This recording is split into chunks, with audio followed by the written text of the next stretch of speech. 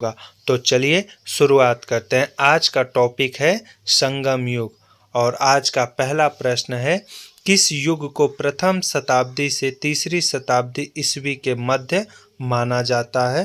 तो संगम युग को। नेक्स्ट, संगम साहित्य के अनुसार ऋषि अगस्त्य ने आर्य सभ्यता के तत्वों का प्रसार भारत के किन क्षेत्रों में किया? तो अगस्त्य ऋषि ने दक्षिण क्षेत्र में आर्य सभ्यता के तत्वों का प्रसार किया था। नेक्स्ट,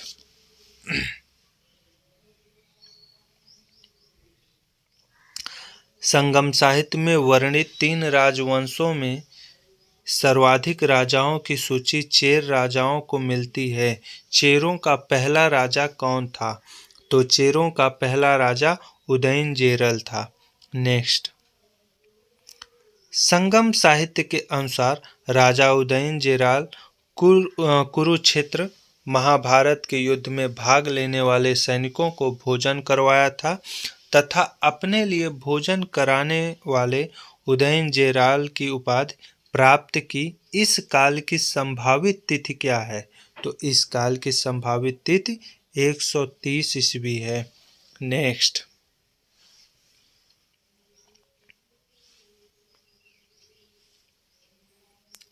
जेरल का उत्तराधिकारी उसका पुत्र नेदुनजेरल आदन था। उसकी राजधानी मरंदय थी। आदन मालाबार तट पर किसे नौसैनिक युद्ध में पराजित किया? तो आदन ने स्थानीय शत्रुओं को पराजित किया था नौसैनिक युद्ध में। नेक्स्ट, नेदुनजेरल आदन का भाई कुट्टूवन अनेक हाथियों वाला बताया गया है। इसने कोंगू के युद्ध में विजय प्राप्त की तथा चेर राज्य का विस्तार कहाँ तक किया? तो इसने चेर राज्य का विस्तार पश्चिम से पूर्व समुद्र तट तक किया। नेक्स्ट, आदन का दूसरा पुत्र सेनगुट्टुवन था जिसकी संभावित तिथि 180 ईस्वी है। इसे किस अन्य नाम से जाना जाता था? तो इसे लाल चेर के नाम से जाना जाता था। नेक्स्ट,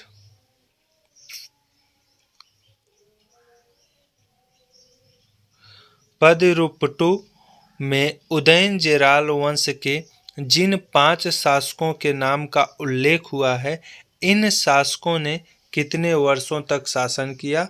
तो इन शासकों ने 201 वर्ष तक शासन किया। नेक्स्ट, पेन्नार एवं बेल्लारू नदियों के मध्य में संगमकालीन किस वंश का शासन था? तो पेन्नार एवं बेल्लारू नदियों के मध्य में संगमकालीन चोल वंश का शासन था। नेक्स्ट, चोल शासकों में प्रमुख करिकाल था जिसकी तिथि 190 ईस्वी थी। यह एक योग्य वीर और साहसी शासक था। इसे क्या कहा जाता था? तो इसे जले हुए पैरों वाला कहा जाता था। नेक्स्ट, प्रसिद्ध चोल शासक करिकाल की किसके निकट वेन्नी नामक स्थान में विजय प्राप्त करने से ख्याति बढ़ गई? तो इसका उत्तर होगा तंजौर। नेक्स्ट, प्रसिद्ध शासक करिकाल ने वाहेपरुदलई के युद्ध में कितने राजाओं को पराजित किया जिससे इसका तमिल देश पर अधिकार हो गया? तो इन्होंने 9 राजाओं को पराजित किया था। नेक्स्ट,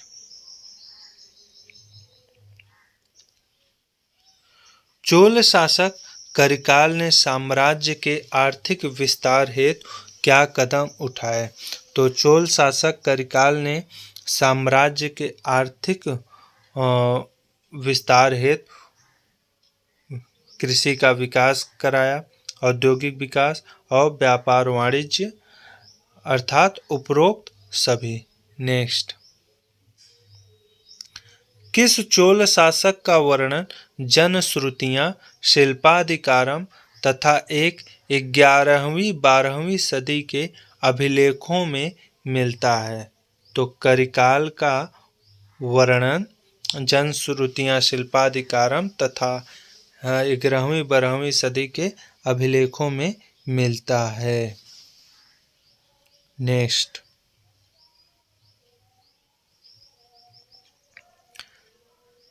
संगम साहित्य में वर्णित पांड्य राजाओं में पहला नाम नेडियोन का आता है। इसने किसकी पूजा की प्रथा की शुरुआत की? तो इसने समुद्र की पूजा की प्रथा की शुरुआत की। नेक्स्ट,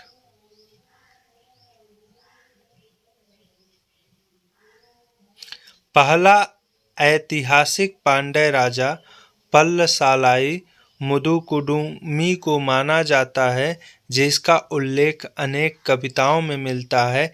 इसने किसकी उपाधि धारण की थी? तो इसने पल्लसालय की उपाधि धारण की थी। नेक्स्ट,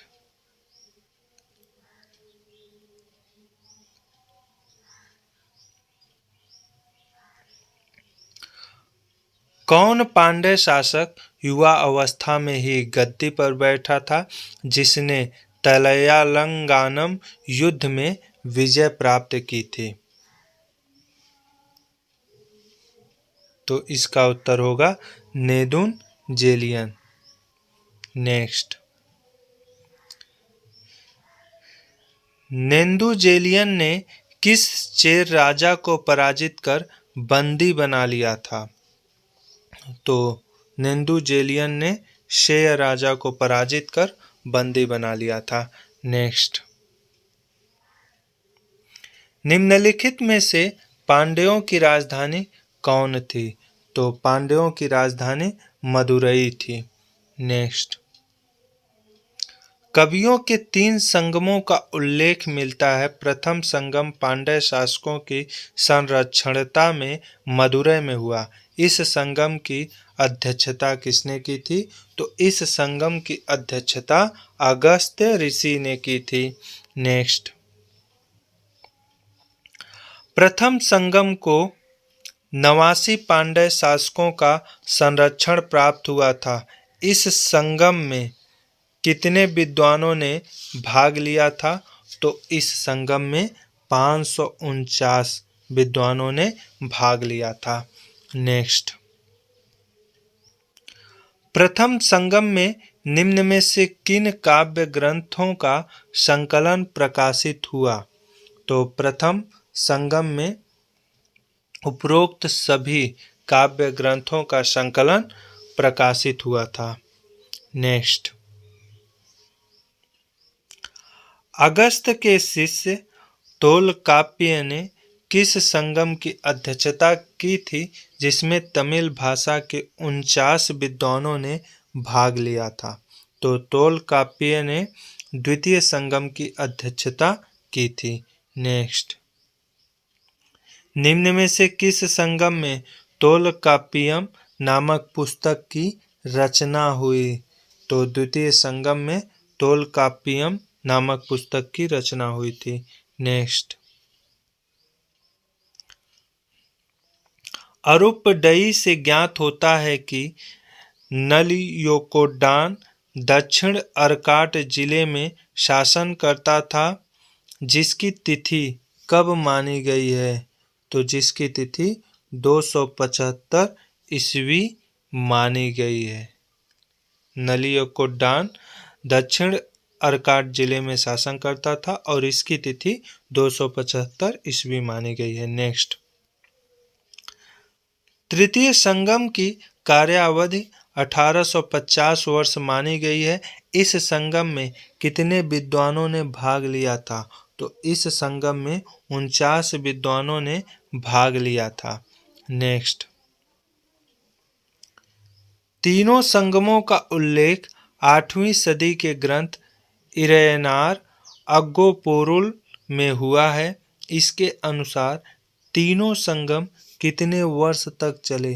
तो इसके अनुसार तीनों संगम 9,990 वर्ष तक चले। नेक्स्ट, भूत पुराणम की रचना किस संगम में हुई थी? तो भूत पुराणम की रचना द्वितीय संगम में हुई थी। नेक्स्ट, निम्न में से तोलकाप्पियम तमिल ग्रंथ का संबंध किससे है? तो तोलकाप्पियम तमिल ग्रंथ का संबंध व्याकरण से है। नेक्स्ट, निम्न में से किस संगम साहित्य में विदेशी व्यापार का वर्णन किया गया है? तो शिल्पाधिकारम में विदेशी व्यापार का वर्णन किया गया है। नेक्स्ट,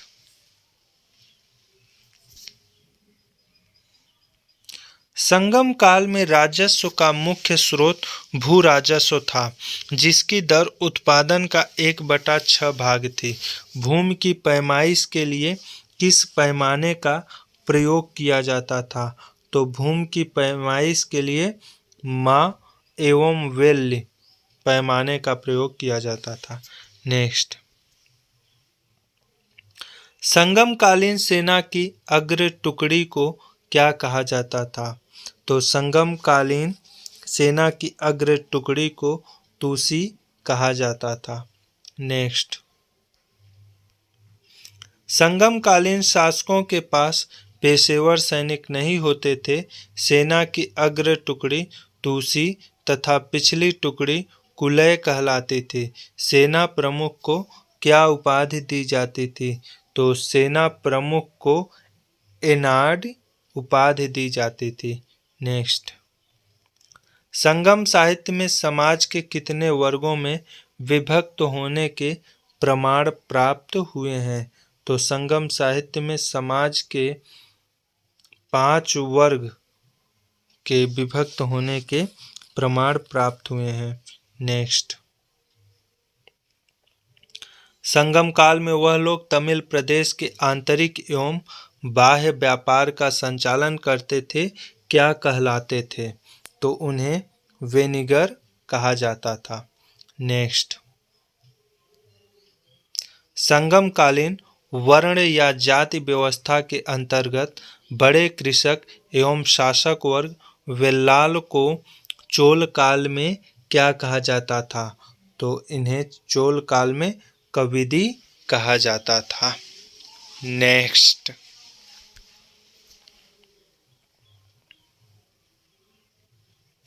संगम काल में खेत मजदूर का कार्य सबसे निचले वर्ग के लोग करते थे। इन्हें क्या कहा जाता था? तो इन्हें बेल्लार कहा जाता था। नेक्स्ट, मलवार एवं कलवर नामक 2 जातियां तमिल प्रदेश की उत्तरी सीमा पर रहती थी। इनका मुख्य पेशा क्या था? तो इनका मुख्य पेशा लूटपाट था। नेक्स्ट, संगमकालीन ग्रंथ तोलकाप्पियम में कितने प्रकार के विवाह का उल्लेख मिलता है? तो तोलकाप्पियम में 8 प्रकार के विवाह का उल्लेख मिलता है। नेक्स्ट, संगमकालीन समाज में गणिकाओं एवं नर्तकियों को क्या कहा जाता था? तो गणिकाओं एवं नर्तकियों को परतियर कहा जाता था।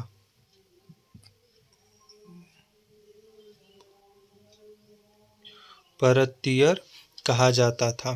नेक्स्ट, संगम काल में मुरुगन को सुब्रमण्यम कहा गया। किस देवता से इनका एकीकरण किया गया? तो इनका एकीकरण स्कंद कार्तिकेय से किया गया। नेक्स्ट, शिल्पाधिकारम तथा मणिमेखलय महाकाव्यों में किन संस्थानों या धर्मों का उल्लेख मिलता है? तो शिल्पाधिकारम तथा मणिमेखलय में बौद्ध एवं जैन संस्थानों या धर्मों का उल्लेख मिलता है। नेक्स्ट, संगमकालीन मंदिरों में विभिन्न देवताओं के अनेक मंदिरों का विशेष उल्लेख है। इन मंदिरों को क्या कहते थे? तो इन मंदिरों को कोट्टम, पुराई, कोइल, उपरोक्त सभी कहा जाता था। नेक्स्ट, निम्न में से राज्य किस फसल के लिए प्रसिद्ध था? तो निम्न में से राज्य कटहल, काली मिर्च, हल्दी, उपरोक्त सभी के लिए प्रसिद्ध था। नेक्स्ट, संगमकालीन व्यापार की जानकारी का मुख्य स्रोत पेरिप्लस ऑफ द एरेथियन सी है। यह पुस्तक किस भाषा में लिखी गई है? तो यह पुस्तक यूनानी भाषा में लिखी गई है। नेक्स्ट, निम्न में से संगम काल में आयात की जाने वाली कौन सी वस्तुएं हैं?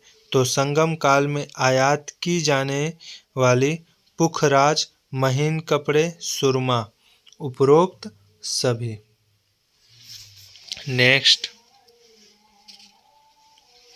समूचे संगम साहित्य में तमिलकम के किसी भी पारंपरिक राज्य में शासन करने वाली महिला शासक का उल्लेख नहीं है। इस काल का सर्वाधिक सामान्य स्वरूप क्या था? तो इस काल का सर्वाधिक सामान्य स्वरूप राजतंत्र था। नेक्स्ट, संगम तमिलकम के सत्ताधारी राजाओं का राज दरबार भव्य होता था। सत्ताधारी राजा के दरबारों के अनेक उल्लेखों को क्या कहा जाता था? तो अनेक उल्लेखों को अवय कहा जाता था। नेक्स्ट, संगम काल में राजा का जन्मदिवस प्रतिवर्ष मनाया जाता था। इस दिन को क्या कहा जाता था? तो इस दिन को पेरुनल कहा जाता था। नेक्स्ट, संगमकालीन नगर एवं ग्राम प्रशासन की आधारभूत इकाई होती थी, परंतु संपूर्ण राज्य को क्या कहा जाता था? तो संपूर्ण राज्य को मंडलम कहा जाता था। तो ये 50 महत्वपूर्ण प्रश्नों का श्रृंखला था जो मैंने आप लोगों के साथ साझा किया।